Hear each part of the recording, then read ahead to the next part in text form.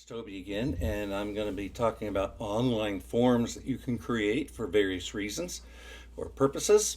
I was going to use a product with the free Office suite that's called Forms, but it's missing an important feature that you can find here on Google Forms. So we'll be using Google Forms today, and I've logged on to my Google Forms, and I'm going to start by creating a blank document, a blank form. So I go ahead and start my blank form. It gives me an email here because by default you want to collect the person's email to see it for all of the responses who's been responding. So it gives me a default question, and I think I just want to go ahead and delete this question because it's just there for a sample. So I go ahead and click the delete button right there. Now I'm just going to start fresh and do my own thing. That will go away, but there we go. So we want to get a new question, which I get by clicking on the little plus button, which you can see there. So click that. Now, what kind of a question is this going to be?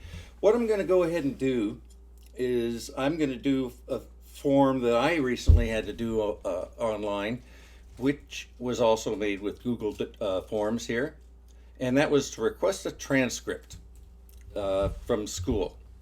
So I'm going to do a multiple choice question here, and the question is, do you want an official or unofficial?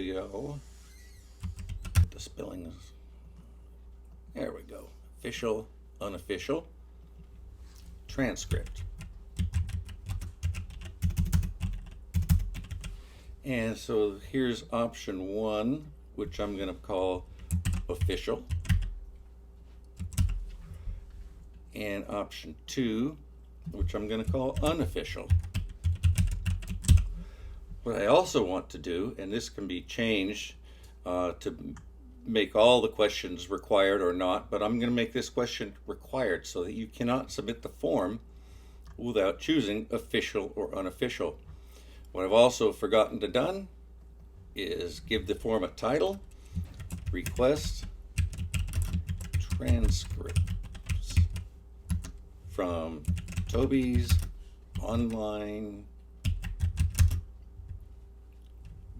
tutorial videos. Not that that's a school, but we had to call it something. So I got the request transcripts, a description of the form here. You have to put in an email, and I'll show you why later. Now you're going to click official or unofficial, and you're going to put, we want to know the person's name. It's requesting the transcription, so I'm going to go down over here. I'm going to select a short answer, student name. Okay, I could put images or pictures or stuff in here if I wanted to, but I'm not going to bother with that. And let's go ahead and click the plus again. And now I have another place where I can put a question. This time I'm going to select paragraph, which allows the person submitting the form to put in some longer types of information.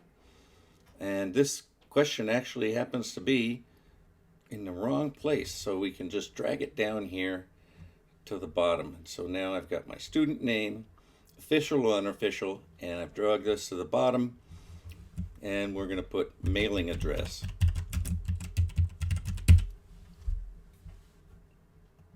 And that's a paragraph. So I can put a mailing address there.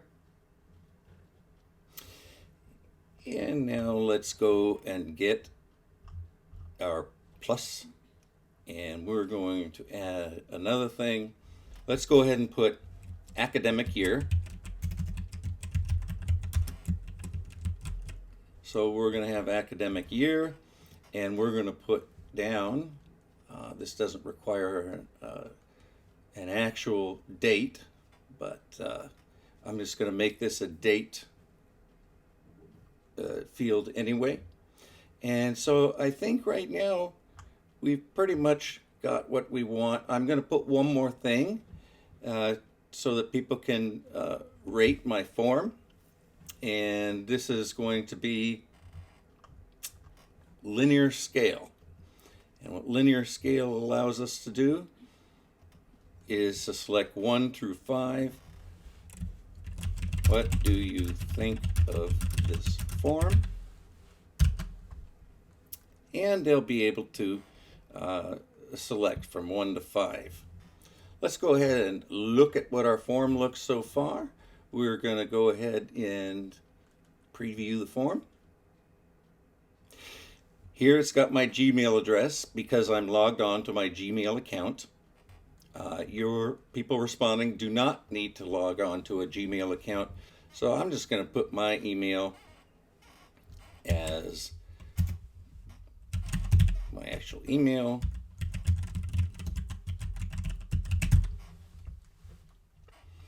And my student name is Toby Richards. And I want unofficial transcript. My mailing address is 1234 Main Street, Los Angeles, California 90001.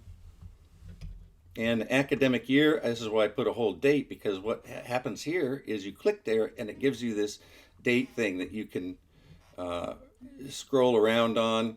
You can choose, if you need to choose another year, it makes it easy. You can go up and down on the months, but I'm just going to put today's date, January 13th, and it goes ahead and puts that in there for me. And what do I think of this form? 1, 2, 3, 4, 5 is my form, so I think I'm going to give myself a 5, and then I'm going to submit the form. So now I see that I have a response. I can look at this. It gives me who responded, the person's name.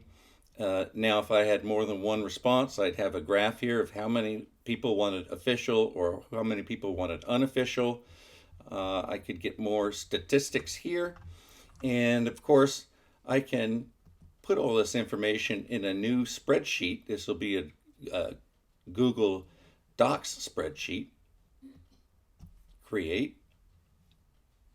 And now I have a spreadsheet, which if I had a bunch of people that were responding, I could create my own custom graphs. I could also import this into Microsoft Excel if I wanted, but for right now, we're going to go back to this request transcripts form. We're going back to this form and we're going to look at the settings.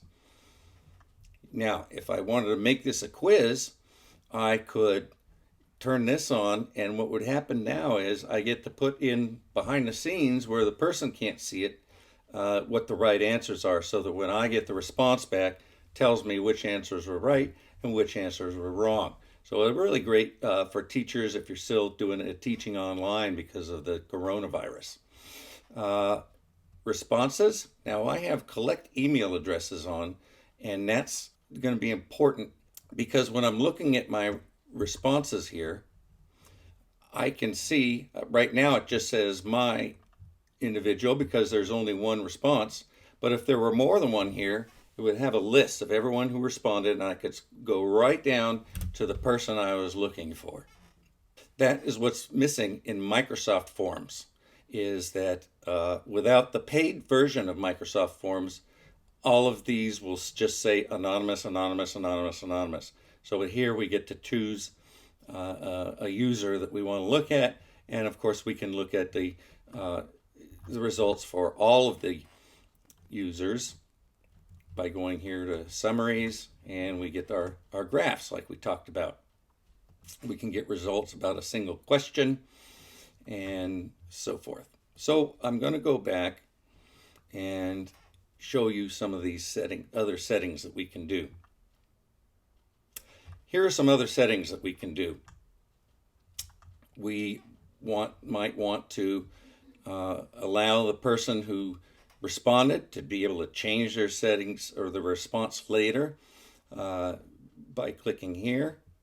I don't necessarily want to do that. I could send the person who responded a copy of their response. And if I want to, I could limit one response only in case this is something for voting. But the drawback here is that the person responding will have to log in with a Google account. Other than this, anyone can respond with any email account they want. That one requires, even if you get it at a personal email address that's not a Gmail address, you still have to log on to a Gmail address account in order to do the response. But since I'm not requiring one, anybody can do a response. Here we can see different, if we had a form or a quiz that was many pages long, which you can do, and you can change the pages. We might want to show a progress bar of how far the person is along. We can shuffle the question order. That might be useful in a quiz where everybody that sees the form or the quiz will see the questions in not the same order every single time. Now we have a confirmation message. It's going to just tell the person your response has been recorded. I like to edit this and say, thank you for participating. Your response has been submitted. There. And that will be what they see now when they finish the form. Now it can show a link to submit a second response if you want to. I'm going to go ahead and turn that off because when people are done filling out the form, I don't necessarily need them to fill out a second form. I can share a results summary with the people who have responded. I'm choosing not to do that. And autosave, I'm not going to bother with it because autosave only works, again, if you are logged into a Google account. Here are some defaults. This is what's going to happen every time I start a new form. So if I say collect email addresses by default, and it's going to go ahead and by default, go ahead and put this required email address. Let's go back to settings. Question defaults. The only one is here, make questions required by default. Now they can, with this setting, some of the questions can be optional unless you choose to make them required on a question by question basis, which we saw before. If I click this, all questions by default are required, and if I want to make it optional, I have to go into the individual question and say that it's optional. So let's go ahead and do that. I'm going to go to the questions. And so we've seen that this is required. Now, if I start a new one, this would also be required. But right now I have to do that.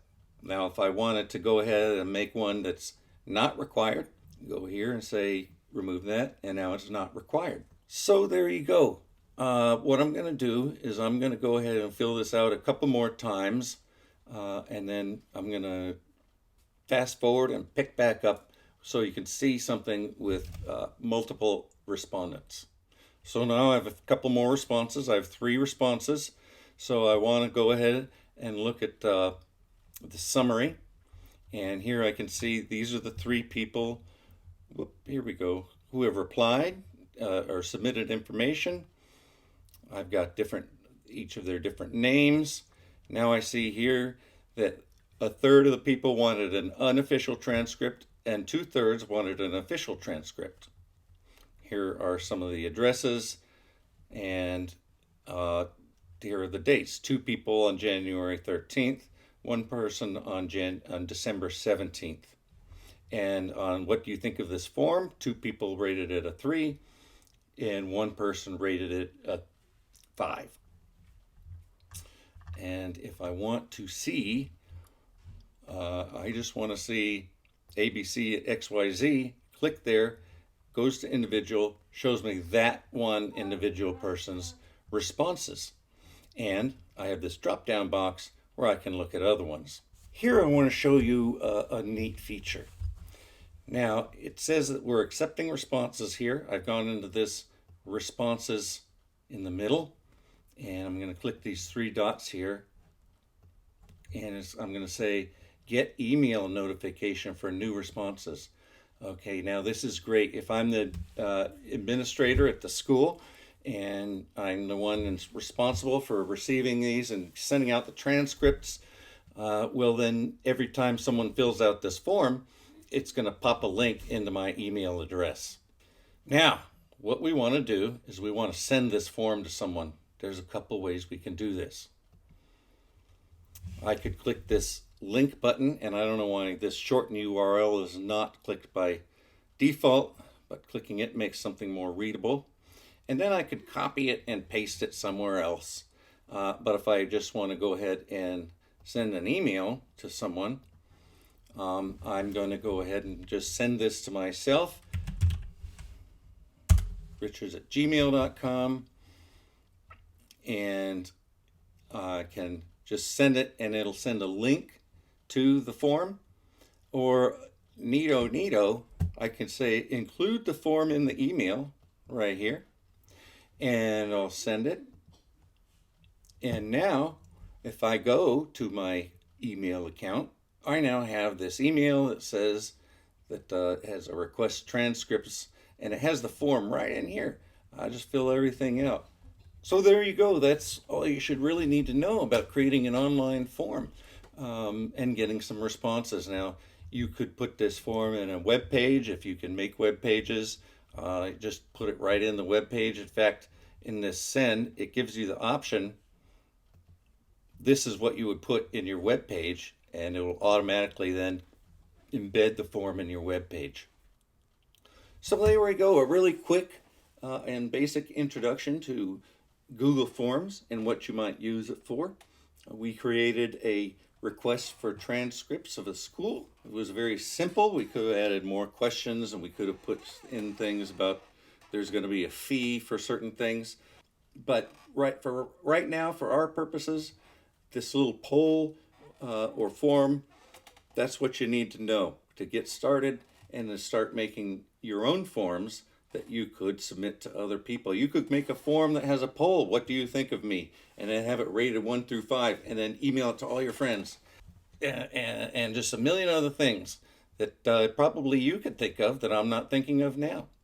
Hey guys, make sure you like, link, and subscribe and comment about this video. It really helps the channel grow, and peace out.